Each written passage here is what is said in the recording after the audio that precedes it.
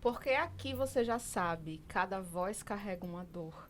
Mas essa dor, quando curada, é caminho para curar outras pessoas, porque esse é o podcast Vozes que Curam, o seu espaço para você trazer sua real identidade, quem você é do jeitinho que você sabe que é, sem nenhum aperreio.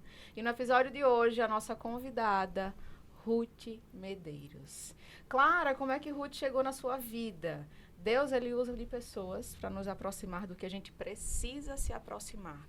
E foi um amigo em comum num projeto para curar mulheres através de dores que nós carregamos, não muito diferente do que a gente está aqui, mas no mesmo propósito, na mesma sinergia que Ruth chegou na minha vida. Seja muito bem-vinda, Ruth. Muito obrigada, estou muito feliz de estar aqui, me senti assim, muito honrada com o convite, na verdade, desde o início. Coisa boa. E aí hoje é para abrir o coração, para a gente se entregar de verdade. Mas eu quero que você conte para quem está em casa, que não lhe conhece assim como eu, quem é Ruth, com o que ela trabalha, para o pessoal ir conhecendo você. Com certeza, deixa eu me apresentar, né? Gente, meu nome é Ruth Medeiros, a Maria Clara já disse. Eu sou mercadóloga, assessora de marcas. Então, há mais de 5 anos eu trabalho com marketing aqui nessa cidade. Mais de 100 marcas impulsionadas, mulheres principalmente. Sou assessora política também. Eu digo que 40% da minha vida é dedicada à política. Por amor, eu gosto. Justamente porque a política não é nada monótona, né? Então, assim, sempre tem uma coisa nova ali todos os dias. Sim. E isso é bom. Adoro resolver problemas. E é isso. Vamos embora. Um pouquinho do muito que eu faço, né? Vamos embora começar esse papo hoje. E nesse processo, o pessoal que está em casa já está acostumado, tudo se conecta. Antes mesmo da gente entender a conexão.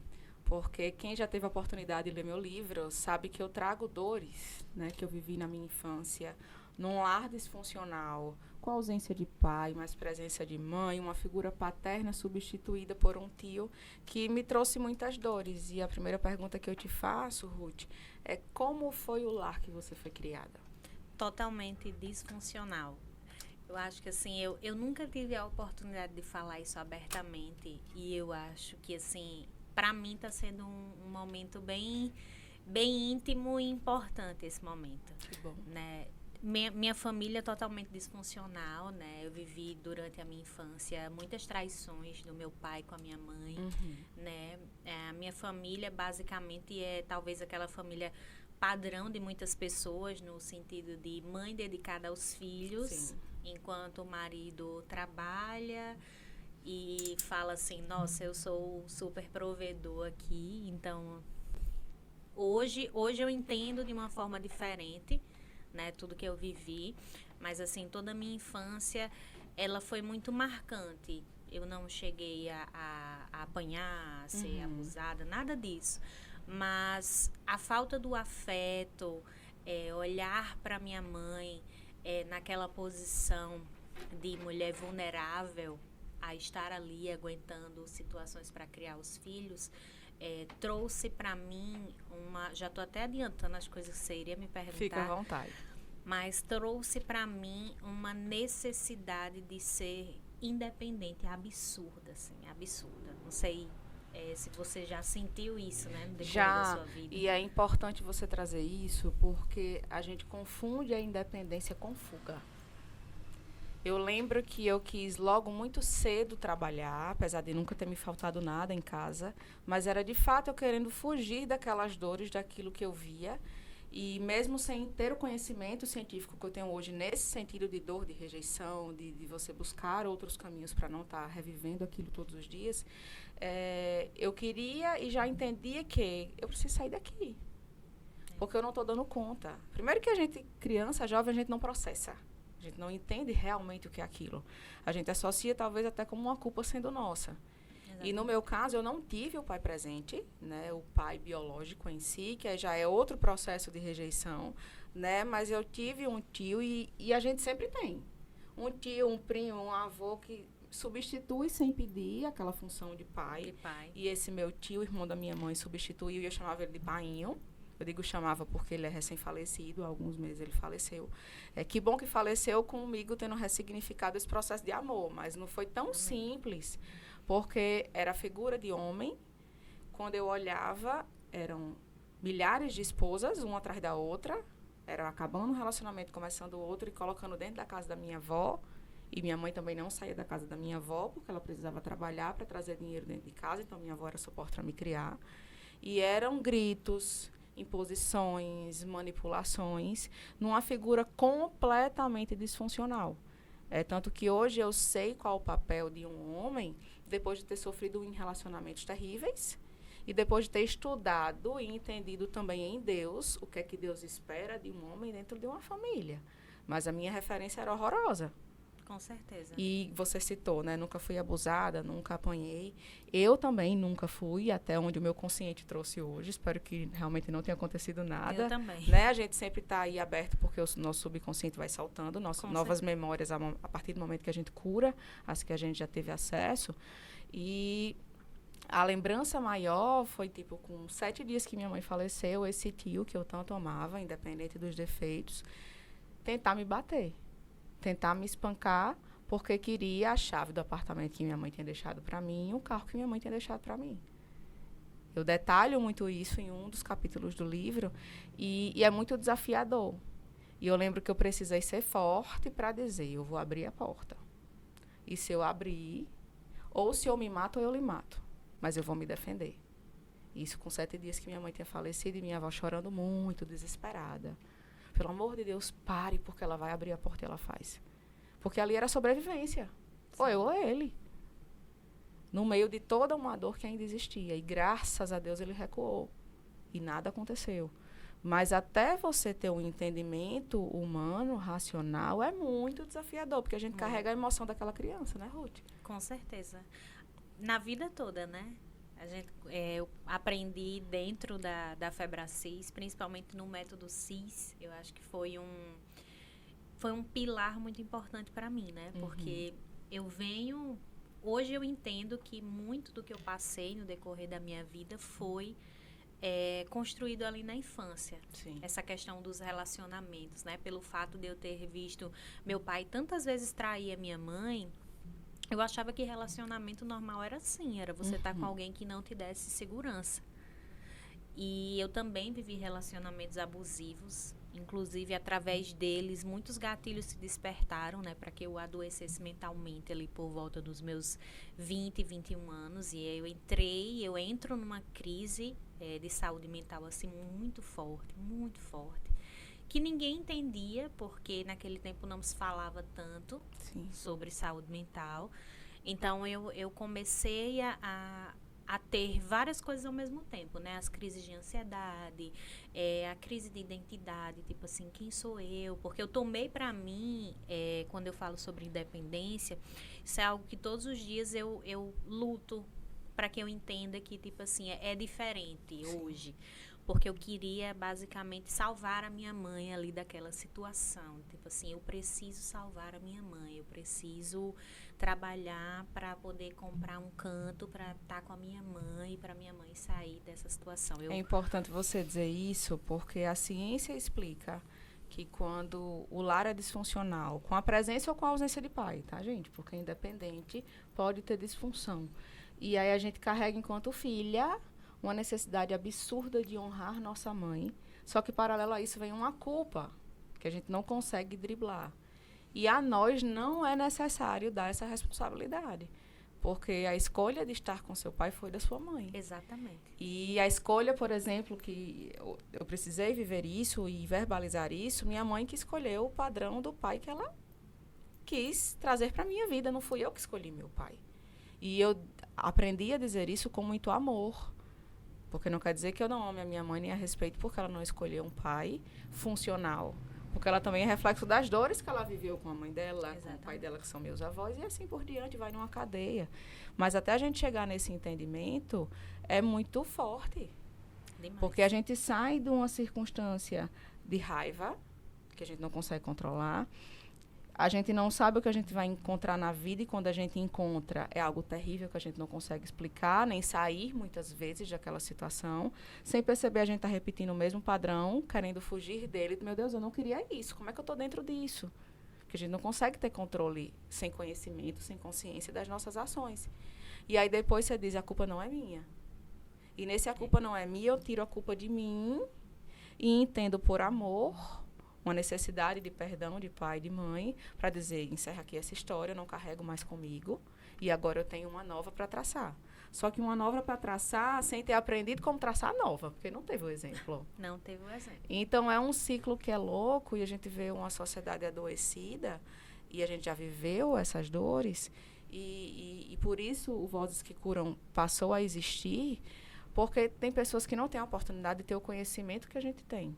Exatamente. Porque é uma tríade. É um processo.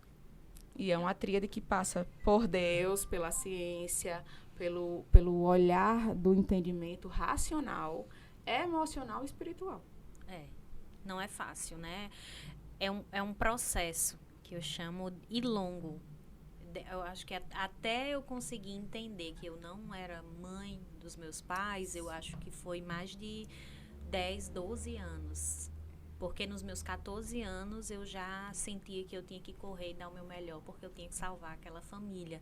Sendo que hoje eu entendo que não era minha obrigação, porque eu sou apenas filha. Então, assim, quantos anos foram até isso? Tipo, eu vou fazer... Daqui a pouco eu faço 30 anos. E eu vim entender isso alguns poucos anos atrás. Então, assim, realmente, se eu não tivesse parado e buscado ajuda na parte de inteligência emocional, né? Eu fiz terapia, eu que fui atrás sempre. Porque a minha família não tinha esse conhecimento, assim, sobre saúde mental. Então, quando eu adoeci, eu tinha amigas que já faziam terapia e aí elas me indicaram fazer terapia. Então, eu fui para terapia, eu mesma que ia para os psiquiatras, eu marcava, eu ia. Então, assim, eu participei muito desse meu processo. Se não fosse primeiramente Deus, né, que nos dá força para a gente poder ir. E, em segundo lugar, eu que nunca desisti, né, eu tenho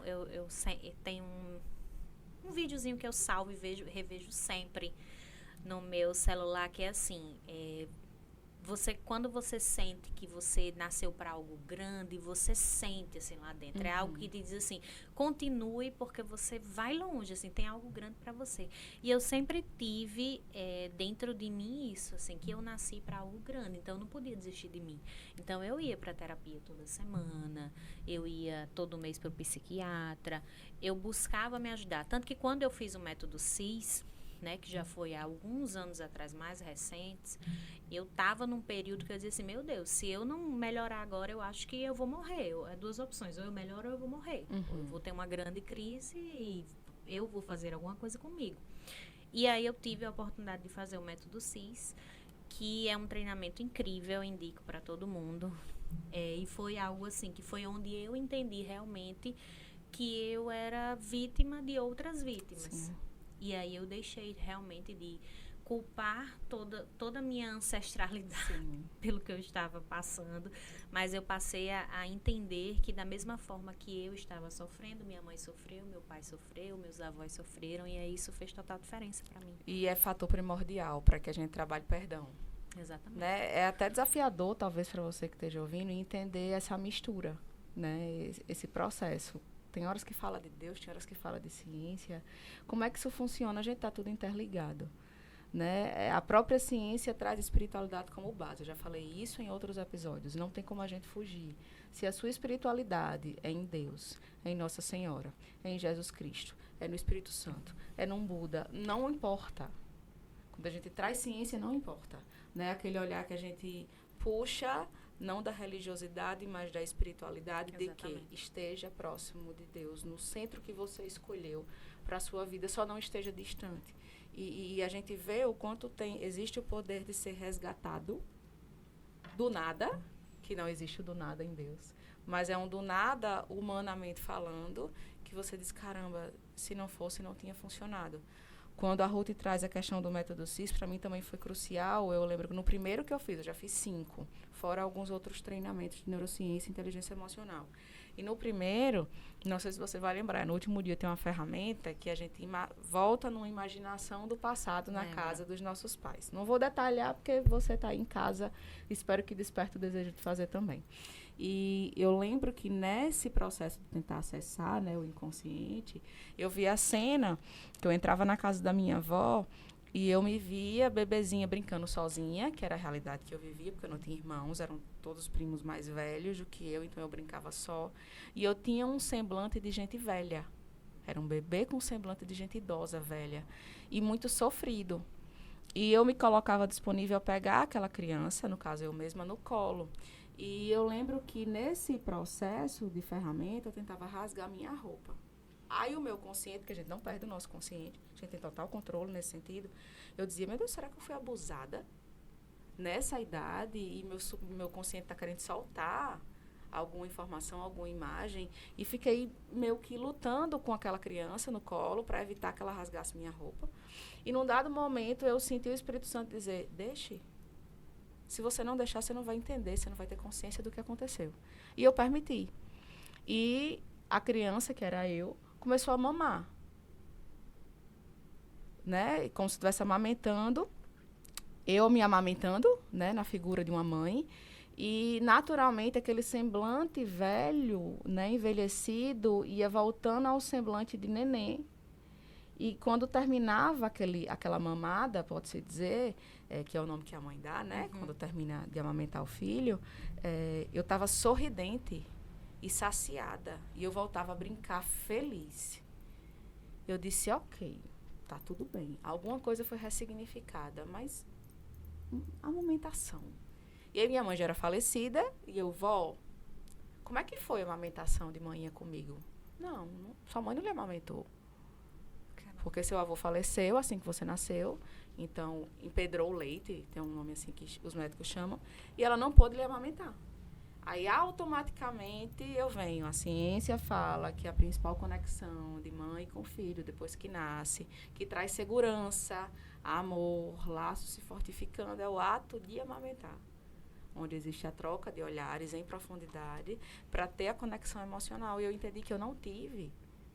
Aí eu comecei a linkar, por isso que talvez não tinha esse link real de um amor genuíno meu e da minha mãe.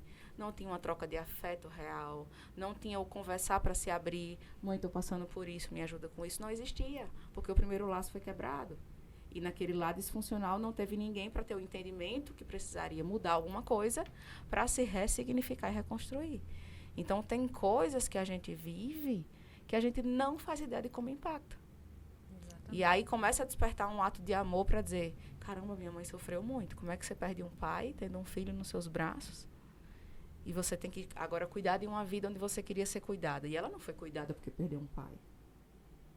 Aí, automaticamente, minha avó não foi cuidada porque perdeu um marido. E aí ficou todo mundo um cabo de guerra dentro de uma família onde deveria existir amor e suporte. E aí, o que é que eu carreguei, o que é que eu aprendi? Ninguém ajuda ninguém, não posso confiar em ninguém, eu sou sozinha mesma. E quando a gente vê, muitas coisas vão acontecendo e a gente vai colhendo frutos não bons na vida por não ter esse entendimento. Exatamente. Caramba. Forte, viu? Né? Essa da amamentação. E é algo que a gente nem pensa que faz tanta diferença. Quantas mães não conseguem amamentar os filhos? E a mãe carrega essa dor sem nem conseguir explicar. Claro, então quer dizer que se eu não amamentei meu filho, eu não consegui amamentar agora, eu não vou ter laço de amor? Vai. Você pode ressignificar de outras formas. A questão é quando você entende isso como normal e diz, deixa pra lá. Tem fórmula. Tá, a gente tá trazendo a humanidade da coisa, mas o emocional da coisa. A gente precisa, não sou mãe ainda, mas se você é mãe, trazer um novo significado, independente da amamentação não acontecer nas vias naturais, porque também não é culpa sua. Alguma coisa aconteceu com o seu organismo, mas a gente consegue, na consciência, suprir. E criar essa relação, né, da criança com a mãe, que é muito importante. E aí, se a gente tá, Ruth, né, num lar que não nos traz segurança, a gente vai buscar segurança aonde? Na rua. Na rua, exatamente. E a gente não acha não, viu, gente? A gente acha suprimentos superficiais. Tudo no S. Suprimentos superficiais para um amor que não vai vir cobrindo toda a lacuna que carregou. E aí a gente vê dores que vão acompanhando emocionalmente nesse processo. Mas aí eu queria ouvir de você o marco. Quando foi que, de fato, Ruth parou e disse, não, é até aqui. Se tinha a dor emocional, se tinha a ansiedade, se tinha um desejo de não mais viver. Quando foi que você parou para ter esse olhar e dizer, não, Deus tem algo muito maior para a minha vida? foi justamente nesse momento, assim, antes de fazer o método CIS. Eu acho que eu já vinha ali muito cansada, né? Muitos anos sofrendo com ansiedade, sofrendo mesmo, tá, gente? É muita medicação, eu tive muitos problemas de tipo assim, de me automedicar, de vício em medicação, porque eu acho que talvez isso aconteça também com outras pessoas, e aí esse momento eu me abro bastante, que tipo assim, a gente não quer sentir. O meu problema, minha psicóloga sempre dizia, Ruth, é normal que você sinta um momento mais ansioso, é normal que você fique triste, é normal que você fique eufórica, mas eu não queria sentir nada. Então, sempre que eu achava que eu ia sentir alguma coisa, eu me medicava para que eu não sentisse. Então, eu queria passar ilesa pela vida. Tipo assim, eu tenho que cumprir esse momento aqui na Terra, então é isso, né? E aí, Deus me deu o entendimento. Uma cliente comentou comigo que tinha feito o método CIS. E aí eu fui pesquisar sobre. E aí eu descobri que tinha aqui em Natal. E eu disse, eu vou fazer. E aí veio no meu coração, né, em oração, que eu deveria fazer esse método. E na minha mente era assim, se isso aqui não der certo, realmente não tem mais jeito pra mim. Vai acontecer alguma coisa comigo, porque eu não aguento mais. Mentalmente eu estava assim, exausta, porque eu estava nesse padrão de tipo assim, de escolher coisas erradas. Todas as minhas relações estavam erradas, sejam relações amorosas, societárias também, tudo estava errado. E aí eu faço o método CIS e saio do método CIS, realmente parece que nossa, agora as coisas fazem sentido para mim.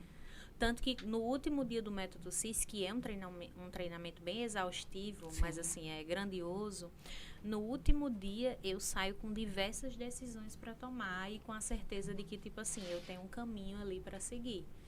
E aí foi onde eu tive essa grande virada de chave, assim, na minha vida. E desde então nada foi da mesma forma. Que lindo. E aí, o que eu acho mais interessante, mesmo que muitas vezes pautado na dor, e eu comungo desse processo, no sentido de que é um presente descobrir que a gente pode sentir o que a gente está sentindo de verdade. Exato. Pode ser redundante e louco, mas qualquer pessoa que chega para mim querendo entender inteligência emocional, eu vou sempre nessa mesma frase, nessa mesma implicação. Trazer o sentimento certo, na intensidade certa, para o momento certo.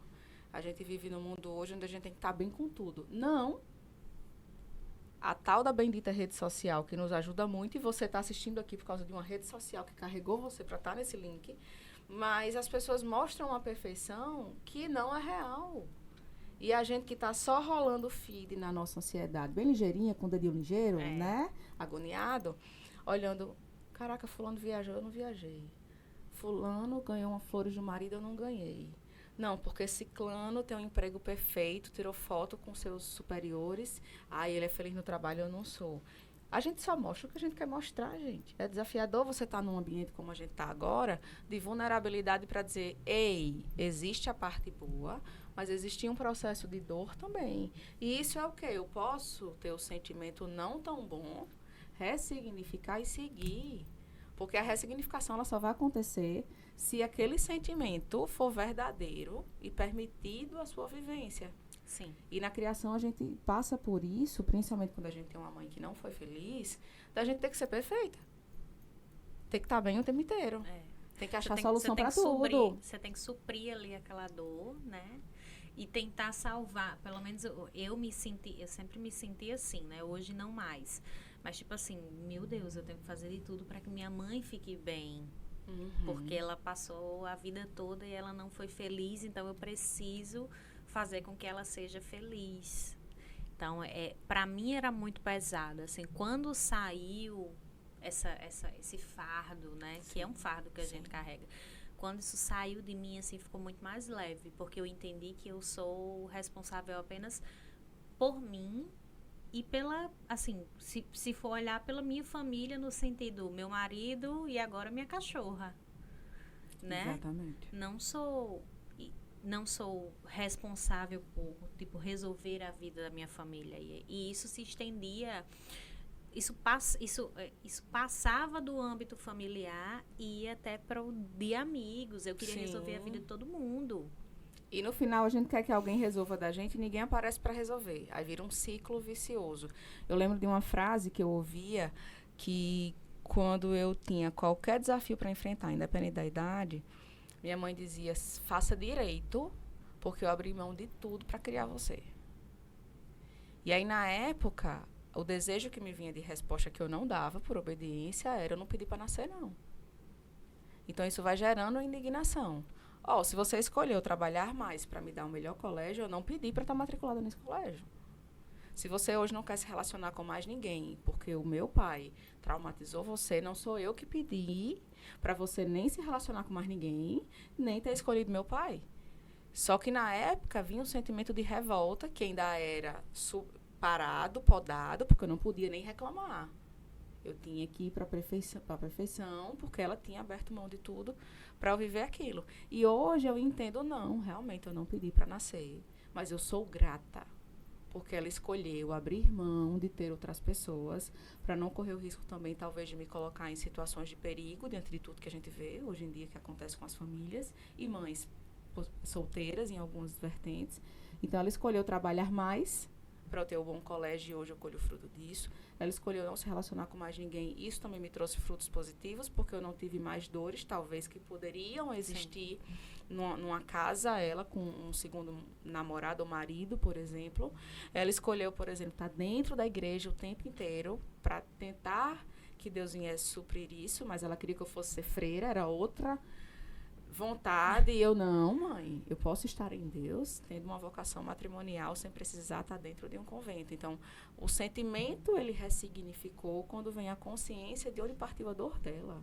Exatamente. Mas até a gente ter essa oportunidade de não ter essa consciência é muito complicado. Não é todo mundo que tem. Até convido quem está assistindo a olhar também por esse lado, porque a gente, no momento que a gente está vivendo, a gente não consegue ver isso, a gente só enxerga o que realmente nos afeta. Isso.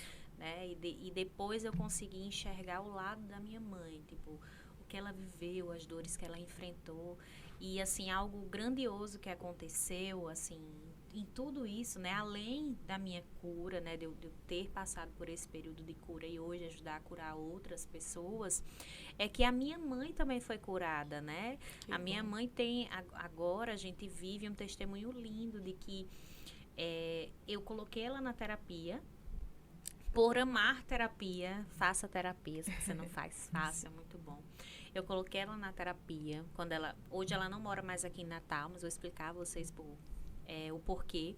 E ela fez o processo terapêutico até o momento que ela percebeu que ela deveria se amar, que ela não estava em uma relação saudável já há muitos anos, e ela decidiu que ela queria recomeçar a vida dela. Então ela retorna, né, ela retornou para o interior que ela cresceu, que era o grande sonho da vida dela, morar lá, e hoje ela está morando lá, hoje ela está na casa dela. E hoje ela me diz assim: minha filha, eu tive a chance de nascer de novo. Eu estou revivendo e finalmente vivendo a história que eu deveria ter vivido.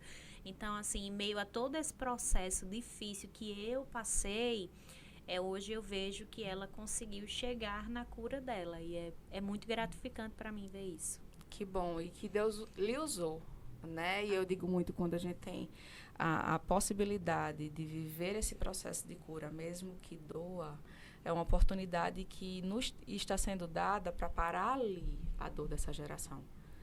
Se todas as pessoas que nasceram antes de mim repetiram esse padrão de dor, vai parar em mim agora. Que doa mais em mim, para que a ressignificação aconteça, mas que mais ninguém sinta essa mesma dor. E eu dizia assim: Senhor, por que tem que ser eu, hein? Tipo assim, não podia ser outra pessoa não para passar por isso. E aí eu lembro que minha mãe dizia, no final já da vida dela: por que não eu? Por que não ser eu a sentir essa dor e evitar que outras pessoas sintam? Acaba que seja sendo também um propósito. Talvez Deus nos entregue algumas batalhas, porque Deus sabe que a gente vai sustentar doendo até a cura acontecer, e outras pessoas talvez não conseguiam sustentar. Gente, mais uma indignação. Esse episódio também devia ter umas 20 horas. Por gentileza, meninas que estão por trás da câmera aqui. Que é isso, hein? Não tem, não. Tem que ser 3 horas, viu, Ruth? Tem que ser 4. 3 E eu horas. tenho que lhe dizer tchau. Mas antes de dizer tchau, queria que você dissesse, olhando nos olhos de quem está aí em casa, uma mensagem. Imaginando que a pessoa está no meio daquele vendaval que você achava que não tinha saída. O que é que você diria para essa pessoa hoje? Eu diria, não desista. Acredite no processo. É muito doloroso, assim, é muito difícil. Tem horas que você vai olhar assim, você vai dizer assim, meu Deus, eu não vou conseguir. Mas você consegue porque tem um pai que está ali lhe sustentando, assim como Deus me sustentou e vem me sustentando todos os dias da minha vida. Então, talvez você tenha que quebrar aí uma maldição que vem de várias gerações antes de você, mas você vai conseguir para transformar não só a sua vida, mas a vida da sua família e de todas as pessoas ao seu redor. Então, não desista, não desista. Coisa linda. E óbvio que existe Ai, mimos. Deus. O pessoal de casa já sabe, né? Ó. E aí, pra você não ficar com inveja total de Ruth, que é segredo. Você vai agora nas redes sociais para descobrir o que é que tem aqui, porque eu não vou contar. Você não teve acesso ainda ao Sendo Curada para Curar? Vai lá no link da bio do Instagram para você conseguir, talvez, se enxergar aqui dentro em dores que você acha que não tem saída. Até como um dia eu achei também que não tinha e Ruth achou que não tinha. Com Né? certeza. Mas tem todo seu. Adoro. Mais uns mimos. Gente, isso aqui é ouro, viu? Por favor.